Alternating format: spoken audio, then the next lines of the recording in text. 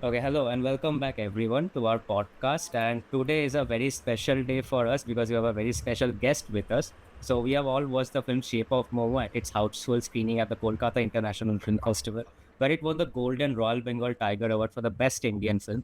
And then we revisited again multiple times in IFI Goa, SRFTI, and the Kolkata People's Film Festival. And recently also in Jadavpur University's Chayanot, and amazingly all the shows were houseful.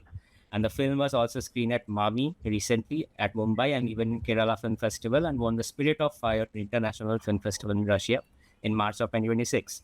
The Silver Tiaga Award for the Best International Debut and the Soul of Russia World Cinema Special Prize. And we are very honored to have with us here the director of Shape of Momo, Triveni Rai. Thank you. Thank you guys for having me. Hello. Yeah.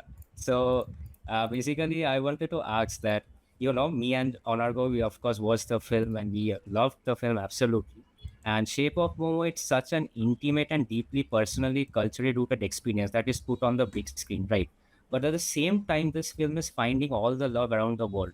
So something deeply rooted in Sikkim is finding its home in the hearts of people all around the world that come from all different types of background and cultural upbringing. So did you really see this type of international event, Indian acceptance across the states towards such a personal script? So I think because I studied in film school, I also came from a training where we were told not to really think about the audience when you are making the film, where you are told to simply believe in your voice and what you believe in, which again, after film school, the market teaches you to then think about audience and, and then write what works and what doesn't work. But I think Yeah. when me and Kisley, who's the co-writer, co-editor, and also the producer of the film, when we were writing the script together, I don't think at large we were really thinking about how people are going to react, because I think it had been quite some time that I had passed out from film school, and I was just trying to make this film for quite some time. To make an independent film is very, very challenging in India, as we know. But to make a film in a language that is considered minority in entertainment industry is another challenge altogether. So when we were doing this, I think firstly it really also came from a place of angst. This story, where I have experienced similar experience of going back from Kolkata to my hometown, my village, and finding a very different home that I had left earlier, right? So I think we just wanted to be as honest as possible with the experiences that I have had, and very culturally true to the place. Because again, when places like Northeast are represented in cinema or in entertainment industry in the country, we are mostly looked at from a very different gaze, and we wanted to break that. So I think also people are finding resonance because when anybody, I think not just artists, but when anybody tells something from their own personal experience, I think it finds resonance because I'm not making it up for um, uh, for an effect from somebody, so I think that is one of the main reasons why our film has been finding all the love that it has been getting so far. That's great to hear. Now, I would like to ask something because I also live in Kolkata and you have passed out from SRFTI here. Yeah. And SRFTI is right beside my home and I have been seeing it from my childhood. So, can you share us on the what aspects the film school helped you at, what you will guide to new the students who are aspiring to go to FTII, SRFTI, or any other film school in for that matter? So in India, what is the scenario and how can they aspire to be like you at your stage right now? So I think a lot of people have a very different notion about film school, especially practicing filmmakers. They are like, whenever I read the biodatas of filmmakers, they're very proud to tell that they have not come from film school. They especially emphasize that I have no learning.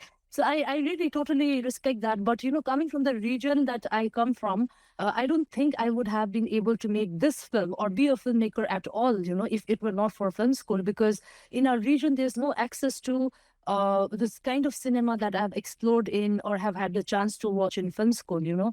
I was only, I think, my only understanding of cinema was Bollywood for the longest time, uh, you know, and then I think, and for people like us who have, like if I had decided then to be a filmmaker and that I had nobody in the industry to look up to, I had no experience. I think I'm the first person in my family, in my village, and even from Sikkim, to join SRFTI. So you can just imagine that there is no culture of cinema at all. So I think for people like us, film school is really very important. First of all, because it has been subsidized by the ministry. So a person like me coming from a middle class family background can then afford to learn about cinema.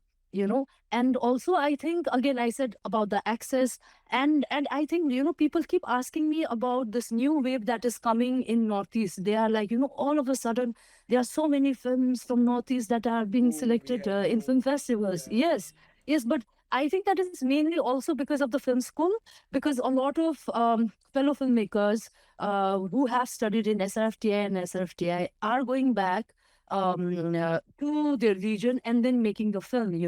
And also I think that is one of the biggest factors. And I think for people who have the access already, who know about world cinema, who have watched Tarkovsky or Nouri Bilge Ceylan, right now, right before going film school, maybe they don't need to go. But for a person like me who did not have any access, or who did not know anything about world cinema, I think film school is a right place to be. I think because places like SFT and FTI, it really empowers you in a way that it tells you not just to make, like people say, people from film schools usually end up making serious cinema or art films, but I think it prepares you for your future. It does not tell you to certainly make only a certain kind of film. It tells you, these are the things. It prepares you well. So like after you go from here, these are the things that you're going to face, and these are the tools that we are going to give. And I think for me, the most important thing in the film school was the library. The kind of books that the library there had, we still do not have access to those books. Either it's too expensive or they are limited edition, so we had that opportunity. And just, to like, when somebody told me about SRFT, I did not know until my third year in college that a place like film, my professor who had actually applied to SRFTI and didn't get in, he was the one who said, you guys need to go to film school. And I said, what exactly is that place? So he said, people eat cinema, breathe cinema, sleep cinema. And it's literally that, just to be in that environment with people who deeply care about cinema, who are so passionate about cinema. I think I was really fortunate. And if people have time, and again, opportunity, and are willing to go, I think these are the best places to go where you actually learn about cinema. So yeah. Yeah, that's actually quite refreshing to hear, because I think it's the first time I'm hearing a director talk in favor of film schools, as you said. So yeah. So basically, a lot of our viewers, are independent filmmakers, and me and Honorgo actually are also independent filmmakers. So a thing about independent filmmakers is that it often requires compromising the rigid vision to accommodate the reality of the shooting, let it be monetary reasons or even logistical issues, right? So was there a moment on set where a practical constraint actually forced a creative pivot, and that actually improved the film, you think? Yeah, so I think my training in film school again has equipped me to work within limitations always. And we were mostly our whole core team consisted of students from FTI and SRFTI. Like my DP was from FTI, Kisley is from SRFTI, my sound designer is from SRFTI, and again my editor, one of the editors is from SRFTI. So I think when you're in film school, you're constantly working with constraints. You're like, you can't shoot outside this perimeter. This is the budget that you have to work in. So I think we had been mentally trained. So, and I've always believed that limitations actually brings creativity, because they tell you like, these are two cups. Now tell a story about these two cups within this room. So you start to think out of box. I think in a lot of ways, especially while writing itself, because by default we are also the producers of the film. So, so I by default when we were writing, I was actually like since my training in film school, I have been trained in a way that I know, I cannot afford this. I don't have the budget for this. So I really put that in writing process itself. So I think that way it was planned um and it worked. Yeah. So now I would like to ask you one technical question. So the technical question is basically like, what is during the shooting of the film? So do you have the pacing of the film in mind, or was it created in the editing table? Like how intimate shall it go while making the scenes, while going from scene to scene, and while following the story? And also, what was the film shot in? Because the film looked great, as per my opinion. So I really want to know what was it shot in and a little bit about the cinematography if you can. So I think for me, I think I don't know. I am one of those people again who believes that if you're writing, if your script is good, nothing can really then destroy your film to an extent. Yeah, because again in SFTI we have been I specialize in screenplay writing and direction, so I have mostly always written my own scripts. So while writing, I think most of the Kisley and me, we had planned most of the even the pacing. Pace how because Kisley is also an editor and he's already made his film just like that SAE before that. So he was like a guiding light. So he told me, this is how it is going to go. So I think more or less, more than during the shoot, we had already, in a way, we had already planned that while we had written it. But again, when the film goes, then the footage goes to the edit table, a lot of things happen. But especially to shoot some of the scenes, we had some music track in mind. We were using Frederick Chopin's tracks. So we use that for the rhythm, especially while we were shooting for the cinematographer. Sometimes it was just her who's listening and then, going in with the camera. And sometimes it was just the whole crew because we wanted that rhythm in some of the shots. Some of the shots even didn't make it to the edit table, but that's how we worked. We used Alexa Mini for the shoot. And I think with Archana, the very good thing, before I didn't know her before this film, so it was Kisle who introduced me to Archana Dhangrekar, who's the DP, and she's brilliant because I think, at a time, especially for independent filmmakers like us, it is very difficult to find cinematographers who are really committed because, these people also live in Bombay or elsewhere and they have immense pressure, they have bills to pay. So they can't just be doing our low budget films, they need to make money. But I think she has been so committed right from the word go. I think when she came for Reki, and she's one of those people who really is invested in the story, how this more than anything else, so that way I think we really got along well. And even after the shoot, I think she's one of those people, because usually for films like ours, it's you right from the beginning till the end, right? It's just the director, because it's like you're writing and then the actors just come and shoot for a month and they go and they have already finished 4 films before your film has even released. So it's a very tiring process, but I think Archana has really stuck by. I mean, we were really taking time with grading because, I don't have a house in Bombay, so we have to find a friend's place whenever it is available. So we would then go and do the grading. So all of that, and she kept all of that in mind. And I think she's one of the most dedicated, committed, and creative DPs to really look out for. Yeah. Yeah. That's really great to hear. And what I'm getting at is because you're from a film school background, and also you're like most of your Yes. cast and crew is from SRFK, is what I'm getting at.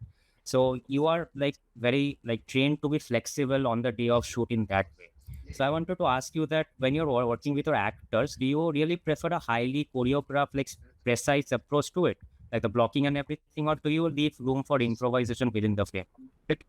I think the improvisation we would prefer. I mean, I would prefer that before the shoot, while we are rehearsing, as much as possible, because then I would like to exactly know what is going to happen when I am shooting, because there are several other aspects that you need to take care of. The light is going, the house is no longer available. This is the only shooting time available. So I think before the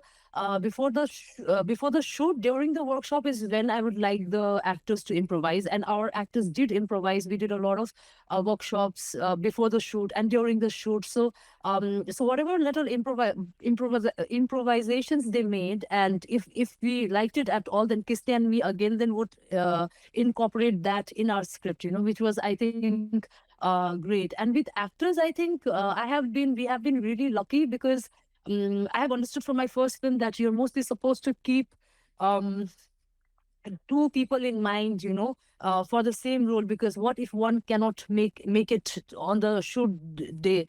So, but for me, I was like, okay, this is the person I want. Well, that's it. I had no backup. So, so Kisle was like, this is a dumb way to go about things, because if something happens, then the whole shoot is delayed, so I think for us, it was, especially for my film, it was easier for me to work with the actors, because these are experiences that have been around me and about people around me, so I, in a way, knew exactly what I wanted, and it was easy to communicate with them what I wanted, and then they would bring something on the table, and I think apart from grandmother and few other non-actors, most of them are have been working in films and short films for quite some time. So yeah, that way I think we have been really fortunate to also get good collaborators. Now I would like to go to the pitching of the film, like to know something about the pitching, because since we are all independent filmmakers, we also want to know that what is the path we should take, because I met you at IFI Goa Film Bazaar once. So I want to know, how does Film Bazaar or IFI Goa helps a new filmmaker, or how did it help you and your project too? So, or any other market as for that matter. So again, I think Film Bazaar is like film school for independent filmmakers, because nobody knows me before. Like, I have passed out from film school. A couple of my friends know, my seniors know me, but nobody else knows me, And when you're making your first film, I think people say, people usually say, if you make a good film, somehow it will find the right festival.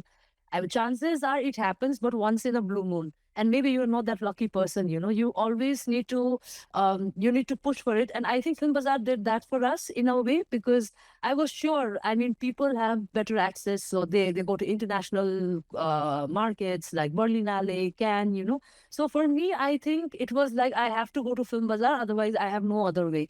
And I'm someone who works well with deadlines. It's like, if I know I have to submit tomorrow, then then only I can work. Otherwise, I'm like, okay, let's take some more time to explore the possibilities in edit and all of that. So when we applied for Film Bazaar, the good thing is we also had this in mind, because we did not have the budget. We were like, we might get some post-production grant, like either Prasad Lab, or because a lot of my seniors, like filmmakers like Dominic Sangma or Saurav Rai, they have earlier done that. For example, I think Kisle's film, just like that, also was in the work in progress lab. Right. So when you go there, so when you go there, I think the best thing is, of course, co-production market is the key market, main part of the Film Bazaar. But I think programmers come there scouting for films that are almost ready, So I think that is the best opportunity for a filmmaker like me, or who's just starting out and nobody knows about you, So you go there, and we had a couple of mentors who were really great. I mean, of course, they get people from everywhere, from India, from Europe, and it's sometimes very difficult to make them understand the cultural context of your film, because they don't know much about it. But I think overall, it really helped us, because then we won a grant there, and then we got selected in the Hong Kong film market, where then we won Half Goes to Cannes this thing award. So I think that really helped us to be visible in the festival circuit. not necessarily, I mean, people from A film festivals usually don't come to Film Bazaar looking for films, but the programmer from San Sebastian had actually seen our cut in Film Bazaar. Busan had been following our progress since Film Bazaar, and then when we went to Hong Kong, that's when we met the same programmers, couple of other programmers, and that's how we kept in touch, and that's how I think we landed premiere in the two film festivals. So I think it's very crucial and instrumental.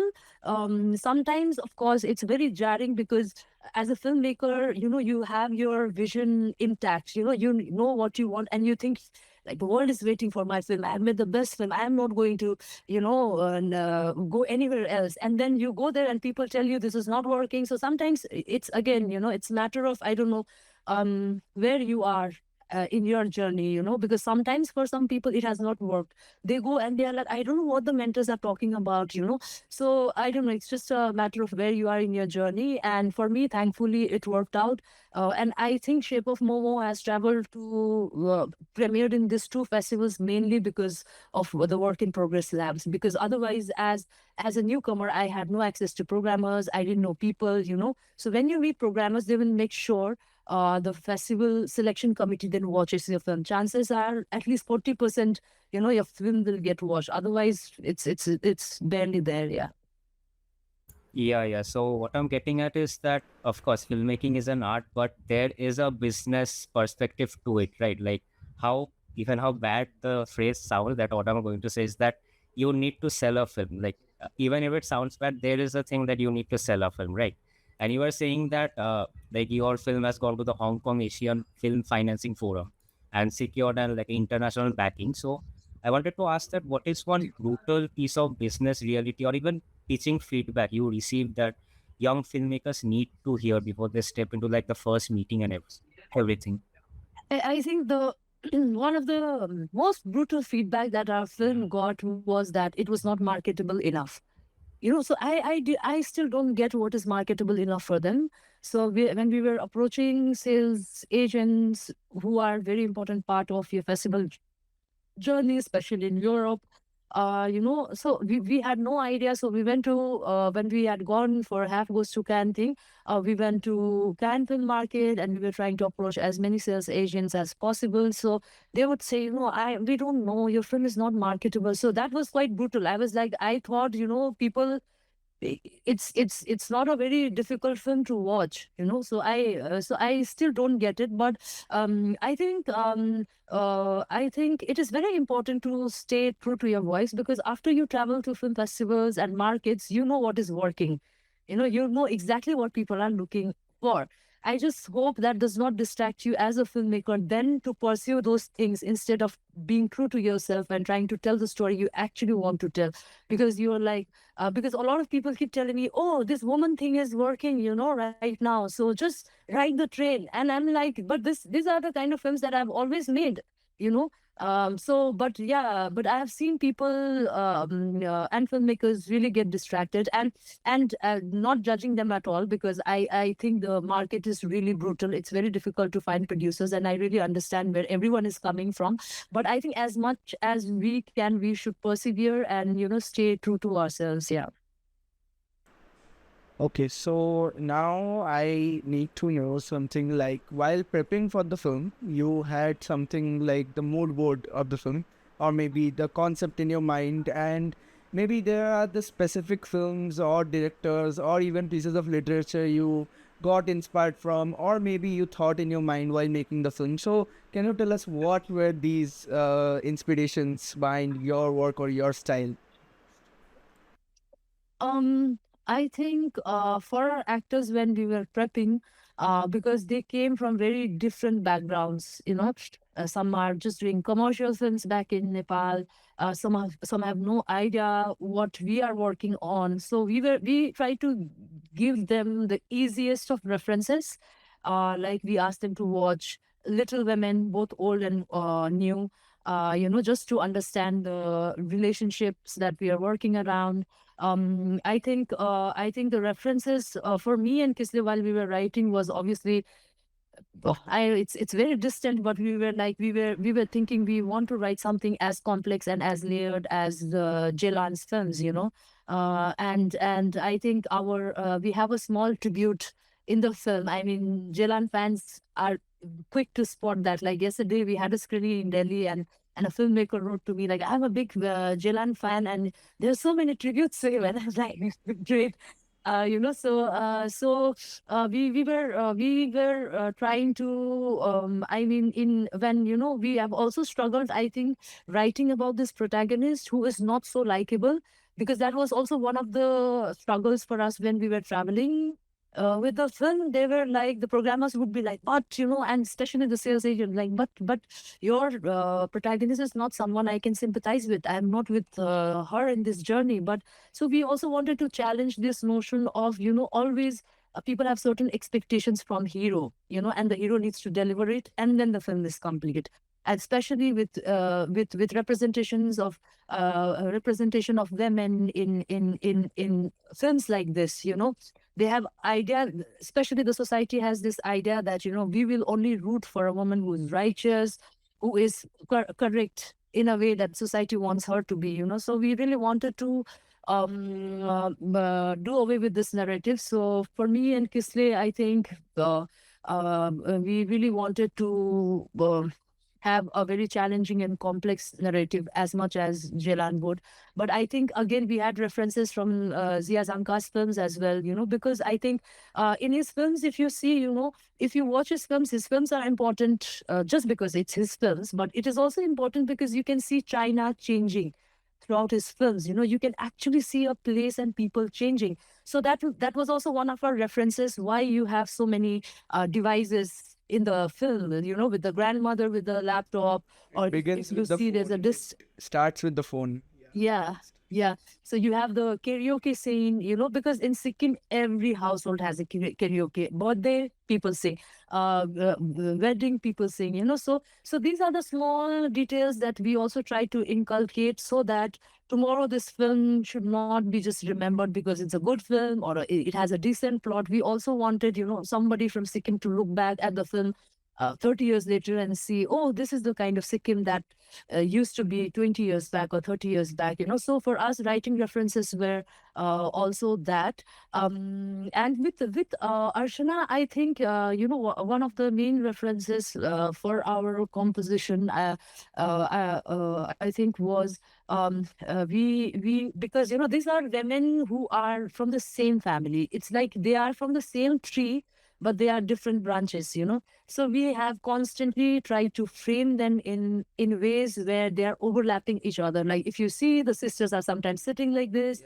There's a scene where mother stands here and the two daughters come Yeah, here. the poster shot. We, Yeah. we, yeah. So we were constantly, because obviously they are very different characters and they are each a very different individual person in their own this thing. But we also wanted to say that they also belong together, So we had those references. I had given her some references from Amor. She had said by Haneke. And then poetry was, I don't know where it went, but initially Lee Chandong's poetry was our great this thing. But I think as you start working, sometimes the film completely changes, So yeah, so these were the references. And for music, I think especially I worked with Mikhail Marak.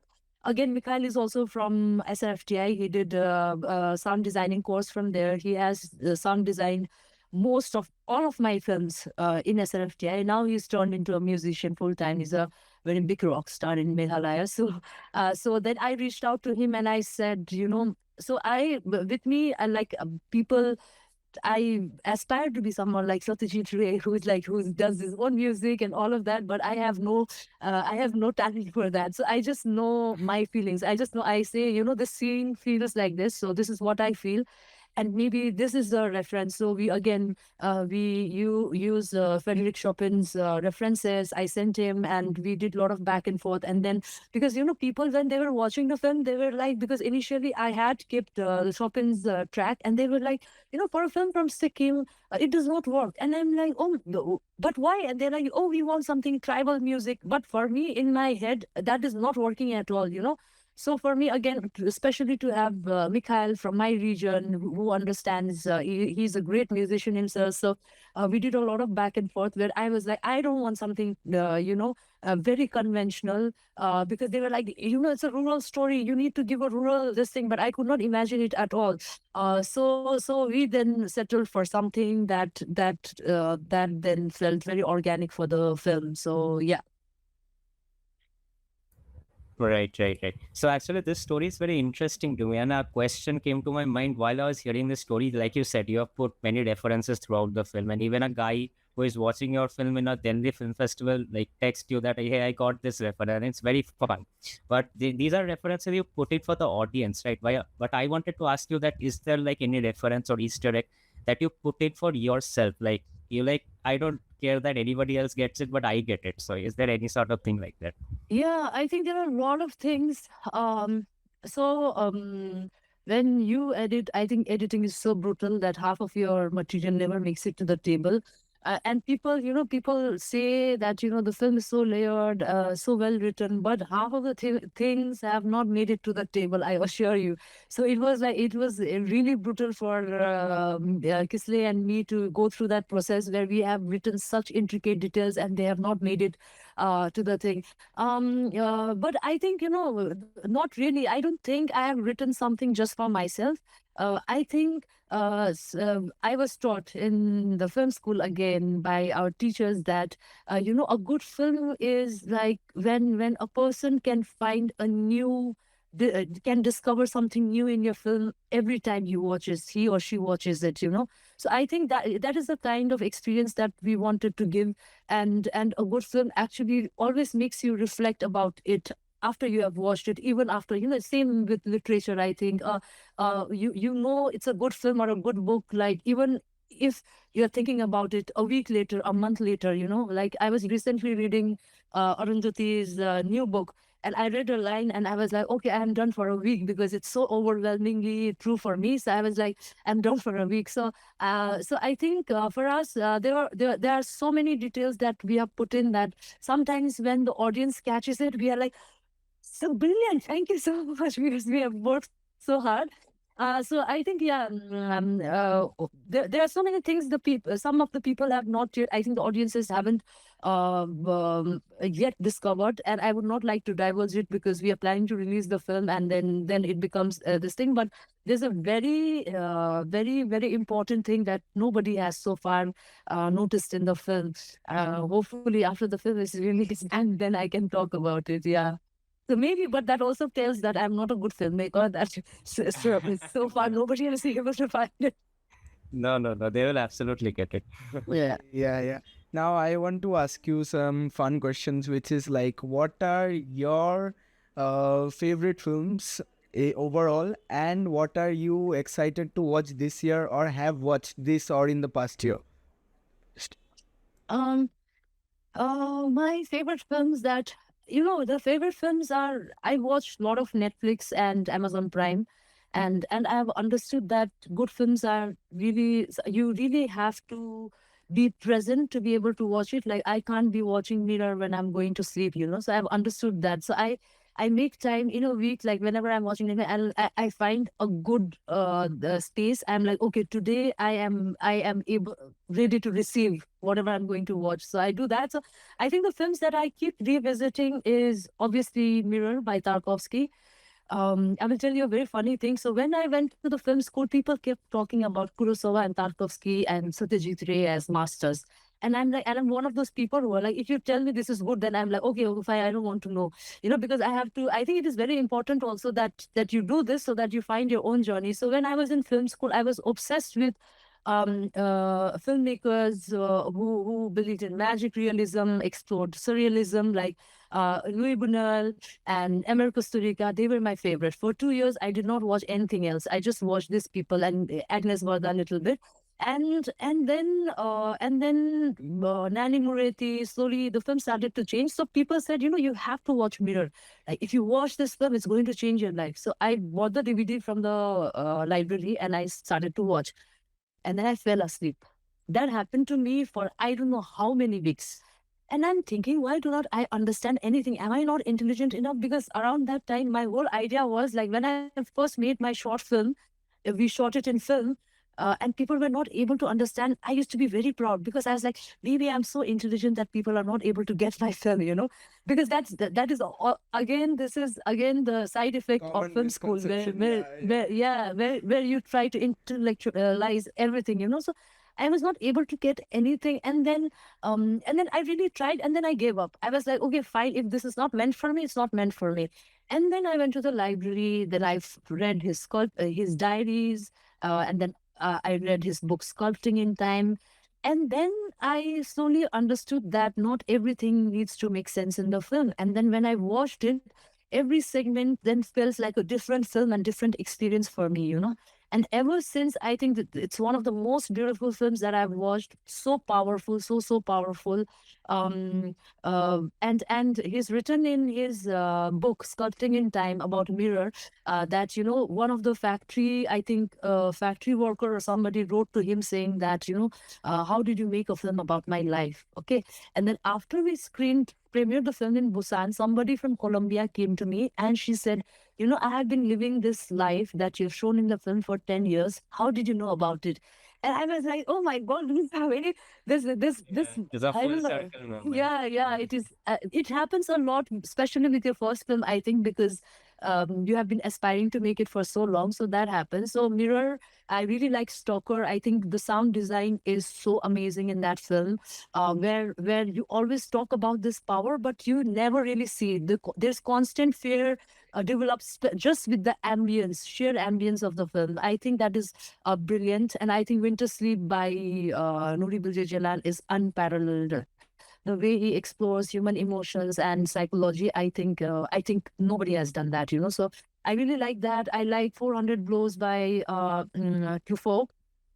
And a lot many films, but these are my most favorite films, I think, right now. Yeah. Okay, so But I think more than films, I think for filmmakers, sorry to interrupt, No, but it's I okay. think I also find energy from sports people, because again, filmmaking is such a tedious job. It takes you about 4 to 6 years to finally make the film, and sometimes you make it and it does not really travel. It does not. You never really know. It is such a qualitative thing. One person thinks you have made the best film, the other person thinks it's the worst film of the year. So it's such a qualitative thing. So I think sports in that sense, I really then like tennis, because it's like the results are out there. No matter how much you like Federer or Nadal, but the statistics are telling that Djokovic is the goat. So it's like that. It's the results are so instant. It's so gratifying. So sometimes I like, maybe people, filmmakers and artists like us, then need to focus on sports, because you get the results immediately. Of course, they have been working hard for a long time, but it's like, at least for us, it's like you are making the film, it never ends. Like, now I was like, okay, finally Film Bazaar, then maybe it's over. After you go to Film Bazaar, it's like, okay, you have to crack the festivals. I was like, okay, once I crack the festival, then maybe this journey is over. And now it's like, it has to release theatrically, and I know after that I'll be like, okay, whether or not it will go to OTT. So our journey, I think, never really ends. okay. Right. So I want to ask on that only. So like, when is this film actually releasing for the masses? And also, is there any upcoming festivals where people can watch it? I think for India, we will now close the festival run, because we also want to, like, I am really disappointed. We have already screened it 5, 6 times in Kolkata. I'm like, oh Yeah, my I God, know. what the It hell was is this? great. I am seeing it a lot of times. It was like the sixth screening at Chayanot at Jadavpur. So Yeah. So but it's also really great that people are rewatching the film, especially in Kolkata. People are like, I see that person posting every time he goes to different festivals. I'm like, he watched it in Kolkata Film Festival, Kolkata People's Film Festival, in Jadavpur. I'm thinking, Yeah. what? But I think it's great. Hopefully, we are planning it very soon, May, June. We are still negotiating with distributors and trying to find a space for the film. I think, because again, Kisley and me, we and our other co-producers, we are very newcomers, and to navigate this industry, especially the market part. I think again, it's very difficult. So we are trying to do that.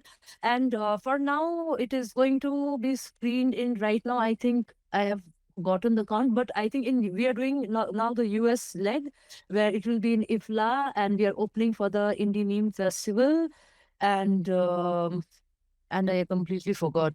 So yeah, so far so good. Yeah, yeah. Is there any new project you are working on, or do you want to tease anything? You think so? After all this conversation, what do you think? Of course, definitely. No, I think, no. I think it's taken a lot of my energy, everything. While I am at one festival, I am constantly thinking about whether the DCP has gone, whether we have sent the KDM for the other film festival. So it has been like that. And also, again, Kisley who was helping me with this now is also working on his other film, which I'll be producing, and then he will be directing.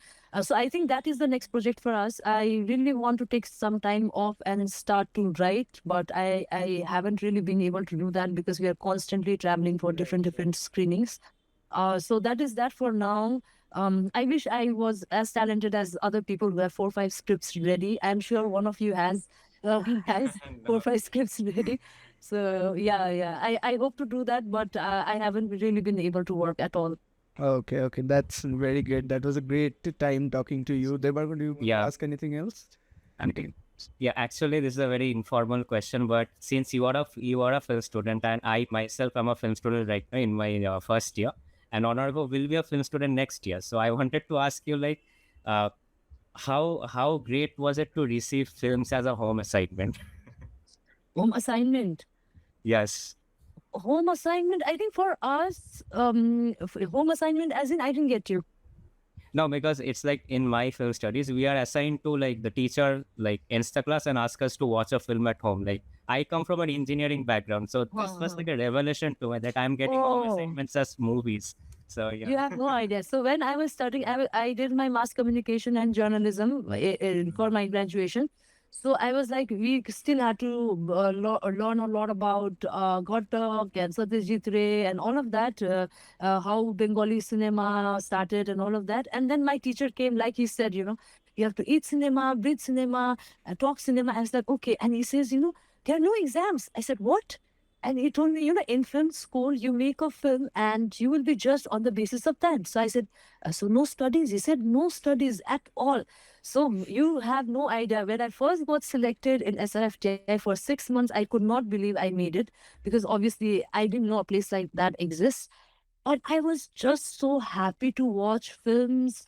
And they would say, you have the main theater, you have the preview theater. And I was like, every day they would open this big theater just for the students to watch films.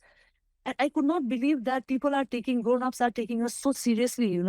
So it was such a breath of fresh air where I was like, okay, you really think that, we are the future of Indian cinema? Are you really taking us this seriously? So I think that space, that moment was, again, like you, I couldn't really believe it that that is exactly what is happening. Yeah. Yeah, that's really fun. Yeah. Okay, I think that's it. That's all the questions. Honorable, you have any other questions? No, I don't have any other question. It was a great Okay, time okay. period from you, and Yeah. everybody who Yes. can please watch Shape of Momo. Who has watched? Yes, please absolutely. gather in the comments and review. Watch it again. So yeah, watch it again. Yes. Thank you, guys. It has been an absolute pleasure talking with you guys. It's like I'm just ranting with my friends about how things are working and how things are working. Great It's the energy. same. Yeah. There's And three all- people who love cinema. Yes, that is true. And all the very best with everything that you guys do. And I'm sure you guys are also planning for your film someday. All the very best for that. Thank you so much. Thank you. Okay. Bye-bye. Good night. Bye.